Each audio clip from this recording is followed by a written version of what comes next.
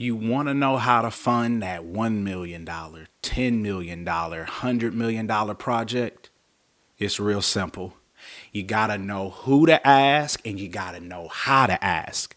I'm Shaun J. Ford, real estate developer as well as author. And so let's talk about how to get that great project funded. So, to kind of,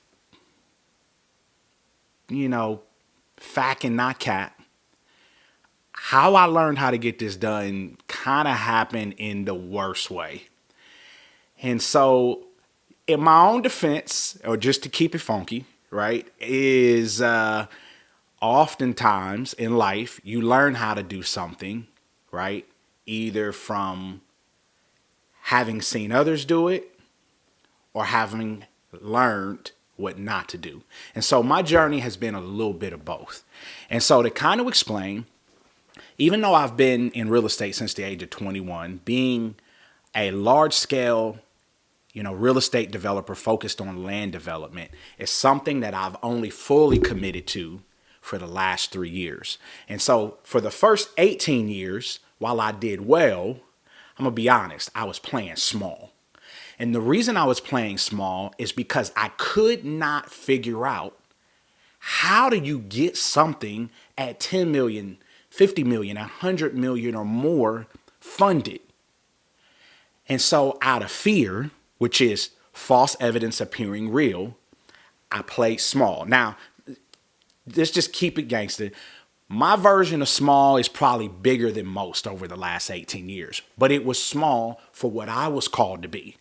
And so ultimately, what the transition was that helped me to learn how and who to ask has been a process.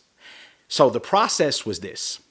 Number one, it required me to change my mind, to expand my thinking.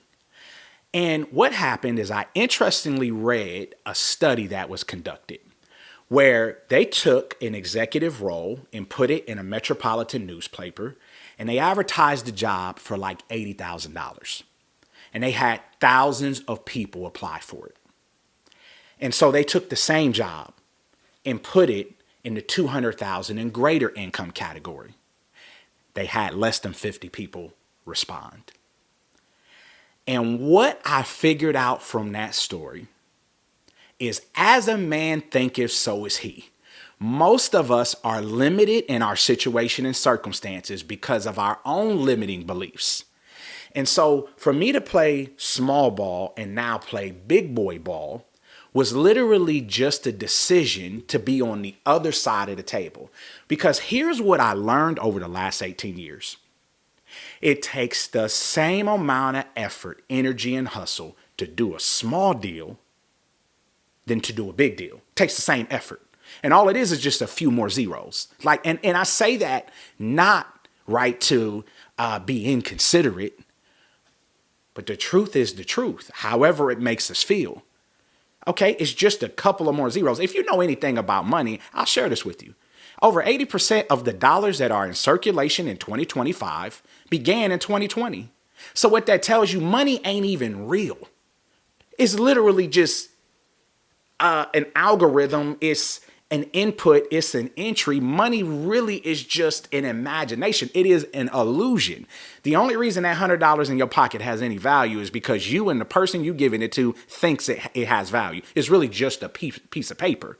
It's a promise of value.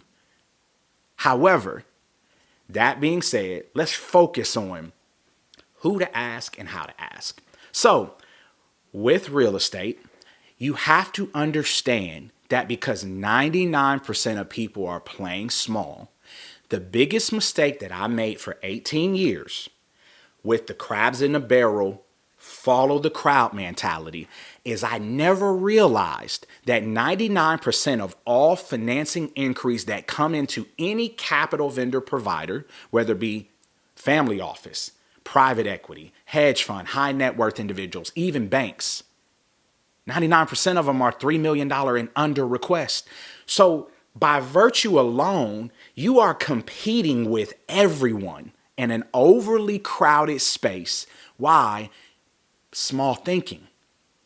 And so the interesting irony is it was not until I started asking people for 10 million or more that people actually took me serious. Why? Because mindset denotes everything about a person. To have the audacity to walk in the room and say, I need $10 million. You get people's attention. I've done that to people on a first introduction when they say, tell me about your project pipeline, or what do you need financed? And I start with, I need $60 million to finance a project and so and so and so. I'm talking about people who got $100 million, $1 billion net worth. It jolts them in their back seat. And guess what? It says a lot about you. The fact that without breaking stride, breaking sweat. Why? Because I am not the owner of nothing. I'm the steward of everything. I've been called to be a builder of cities, builder of people. I don't have time for small thinking. I don't roll with people with small thinking. And guess what? Big minds appreciate and value that too. So, yet again, if you want to be successful at almost anything in life, whether it be real estate, relationships, business, do the opposite of what everybody else doing. Because I'm coming at it a whole different way, right? It's how to work smarter, not harder. And that is something that I want to help you with too.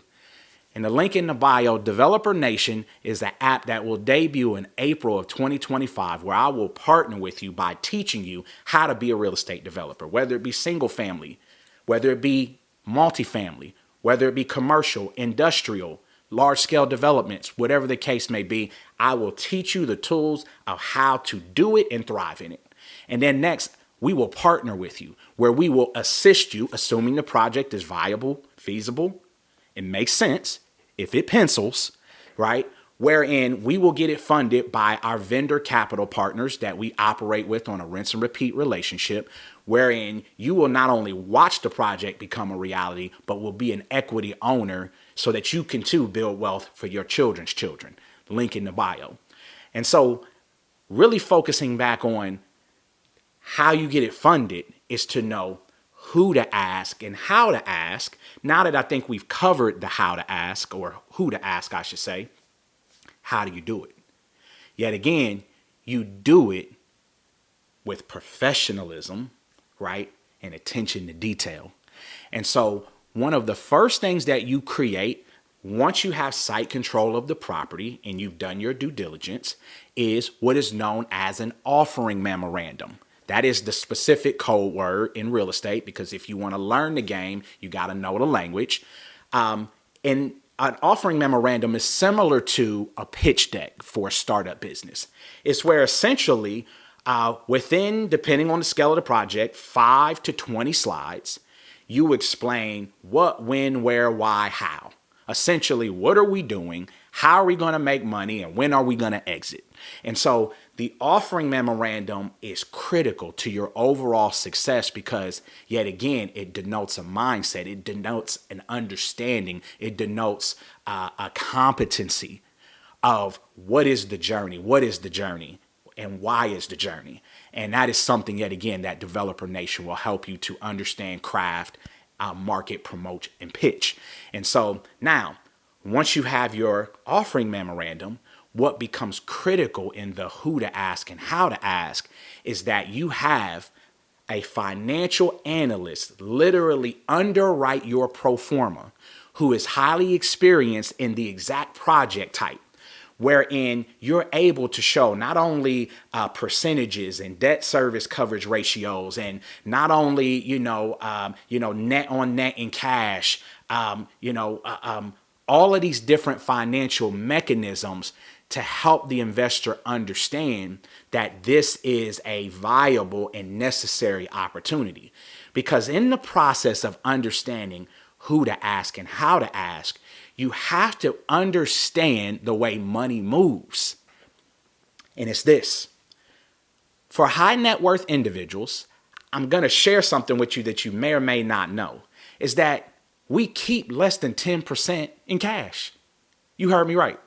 We keep less than 10% of it in cash.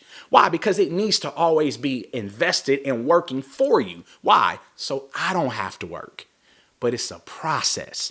And so what that means is high net worth individuals or potential capital partners you have to understand as the developer that they already have the money parked somewhere. It's either in index funds, bonds, mutual funds, real estate, collectibles, gold, cryptocurrency. And so what are they essentially doing? They're moving money from one place to another as long as it can out earn and potentially have the same or less amount of risk, wherein this unique opportunity allows them to generate more resources. And so what you're doing is you're competing for their attention. You're competing for the fact that they have it parked here, and yet your opportunity will out earn or create additional pipeline opportunities that exceed that one placement. And so yet again, you have to know who to ask and you have to know how to ask. And that basically comes down to separating yourself from the crowd. We're not coming in the room 90% of the time unless we're asking for 3 million or more. On top of that, we're only going to pitch the project to those who have past performance in that exact industry type. So if I'm talking with someone who is only experienced with residential renovations or flips or builds, I'm only going to pitch that project to someone who has past performance in that area. Likewise, if I'm doing a large scale multi-phase commercial project, I'm only going to pitch it to a capital source who already has past performance and is highly experienced with those opportunity types. And then next, how to ask. We always come into the party with the biggest, the brightest, the most beautiful offering memorandum that is the most ironclad, with a financial analyst who has underwritten that project experience in that exact real estate inventory type.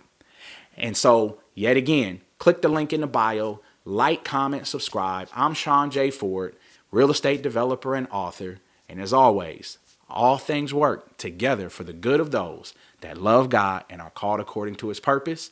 I'll see you in the next episode.